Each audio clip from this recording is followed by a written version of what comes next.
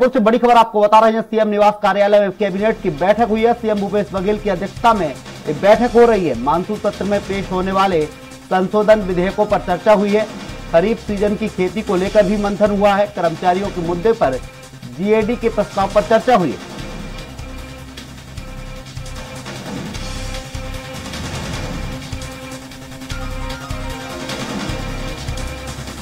इस खबर पर ज्यादा जानकारी के लिए हमारी सहयोगी संवाददाता स्वाति कौशिक हमारे साथ लाइव जुड़ चुकी है।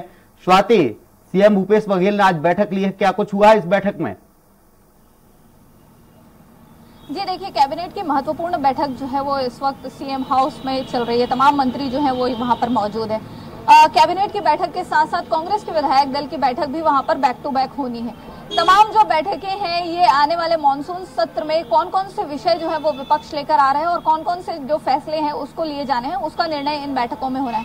कैबिनेट की बैठक में अगर मुख्य रूप से बात करें तो जहां एक और खरीफ फसल और किसानों का मुद्दा उठना है, तो वहीं पर प्रदेश में चल रहे लगातार कर्मचारियों के हड़ताल पर भी कई तरह की जो फैसले जो हैं, जो 4 सूत्री उनकी मांग है, उस पर भी कई फैसले निकल कर आ सकते हैं। कर्मचारियों की अगर बात करें तो संविदा कर्मचारी लगभग 3 से 4 दिन हो चुके हैं धरने पर बैठे हुए हैं और इसके पहले भी उन्होंने कई बार धरना प्रदर्शन जो दिया है। तो वहीं आज कर्मचारियों ने जल सत्याग्रह का भी सहारा लिया है अपनी बात को सरकार तक पहुंचाने के लिए। तो उनकी मांगों में क्या कुछ हो सकता है, संविदा कर्मियों को क्या कुछ सरकार जो है वो दे सकती है, और उनके 4 सूत्री मांगों के साथ साथ किसानों का खरीफ फसल का जो सीजन है वो आ चुका है, तो उसमें क्या कुछ किसानों के बेनिफिट में हो सकता है। तो ये तमाम तरह की जो फैसले हैं वो इस कैबिनेट में लिए जाएंगे। अब से कुछ ही देर में लगभग 9 बजे कैबिनेट की बैठक खत्म होगी और उसके बाद मंत्री मोहम्मद अकबर जो है वो ब्रीफिंग जो है कैबिनेट की बैठक की वो प्रेस के सामने रखेंगे।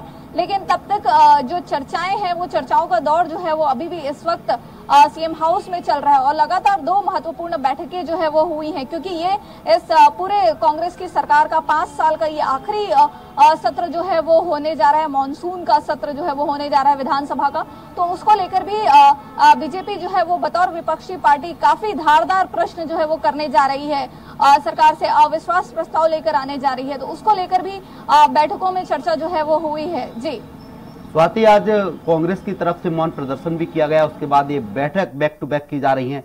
क्या लग रहा है, क्या चल रहा है कांग्रेस में इस वक्त?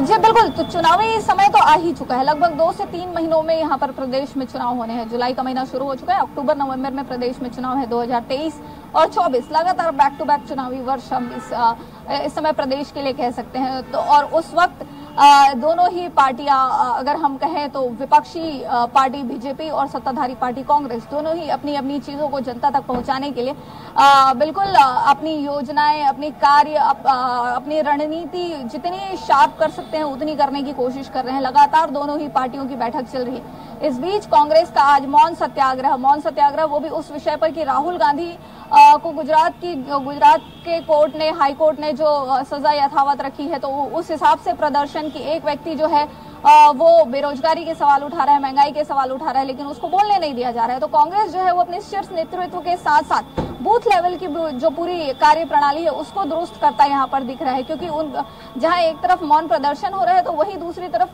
बूथ लेवल की जितनी कमेटियों की बैठक होनी है वो भी कांग्रेस की चल रही है। तो तमाम तैयारियां जो है वो इस वक्त बिल्कुल स्पष्ट दिख रही है कांग्रेस की। जी स्वाति, आप कह रही थी कि मानसून सत्र आने वाला है, इसको लेकर बीजेपी तैयारी कर रही है, इसी को लेकर बैठक चल रही है।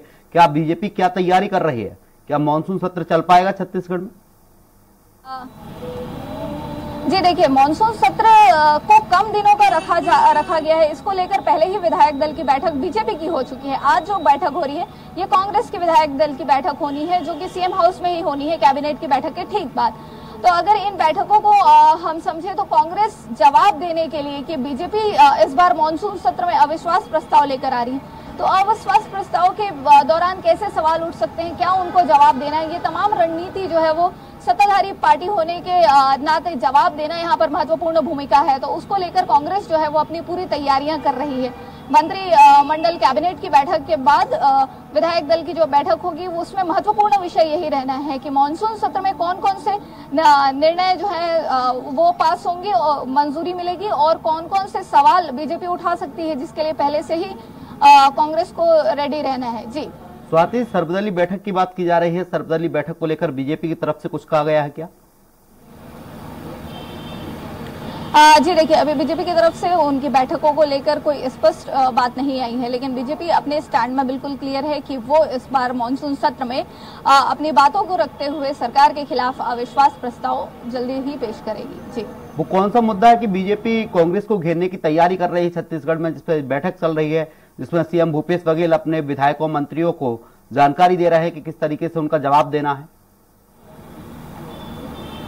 जी बिल्कुल, अगर बैठकों का जो दौर है या मानसून सत्र में के पहले की जो तैयारियां हैं उसकी अगर हम बात करें तो विपक्ष एकदम क्लियर है कि उनको जहां एक और आवास की योजना हो गई, धान खरीदी का जो मुद्दा हो गया, लॉ एंड ऑर्डर का जो मुद्दा हो गया, इन तमाम विषयों पर विपक्षी पार्टी जो है वो सरकार को घेरने की कोशिश करेगी। तो वहीं पर सरकार ने अपनी तैयारी जो है, कांग्रेस की भूपेश बघेल की मंत्रिमंडल ने, विधायकों ने अपनी तैयारी कर रखी है कि किस तरीके से इन सारे सवालों का जवाब देना है। तो मुख्य रूप से जो विषय निकल कर आ रहे हैं विपक्ष की तरफ से, धान खरीदी, प्रधानमंत्री आवास जो योजना है वो, और उसके बाद की अगर हम बात करें तो वो प्रदेश में लॉ एंड ऑर्डर का जो विषय है उस पर बीजेपी जो है वो मुख्य रूप से इस बार हमलावर रहेगी। जी, जिस बात इस पूरी बैठक पर आप नजर बना रखिए, तब तक के लिए आपका शुक्रिया।